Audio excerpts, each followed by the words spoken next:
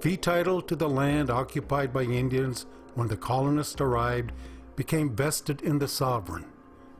First, the discovering European nation, and later the original states and the United States. This language from the U.S. courts raises the question: when will the United States stop using the doctrine of Christian discovery and domination against our original free nations and peoples? And so this is the system that we're up against as our original nations and peoples. The Canadian system has also used Johnson versus McIntosh as a legal precedent.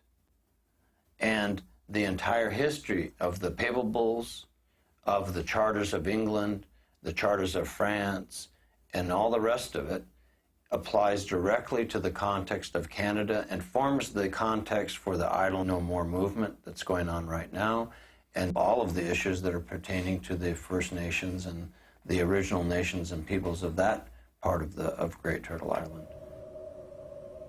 That domination and dehumanization system continues to be used against original nations and peoples on every continent and region of the planet.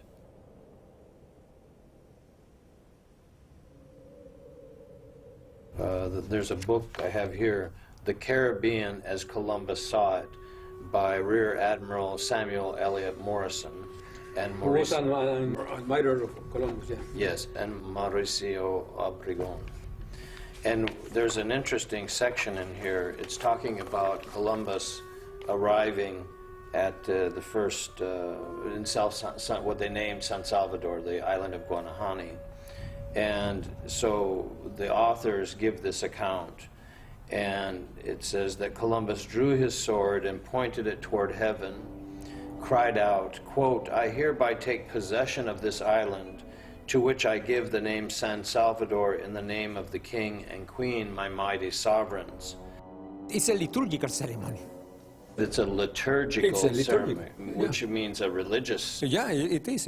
It's a matter of the sword and the cross. Okay. He's devoting San Salvador, Yes. to the Savior. Yes. See? What he's doing is really baptizing the islands. And so this idea of also baptizing the lands and the territories of the original nations and peoples is very key to understanding the nature of the story. Yeah, the first to be baptized is the island, and then later on the natives, and which means also giving them Right. a Christian name. So they come ashore with the royal standards, which they put into And the the cross. soil, and the cross, but also the sword, which is also the symbol of a cross, Yeah.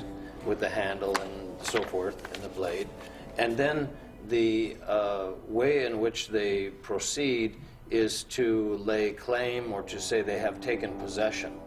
All right? So when you have people existing or peoples existing in a place for countless generations, and someone else comes and claims possession of that, then it seems to me that that in and of itself is an act of domination. It is. It's absolutely. Yeah. Absolutely.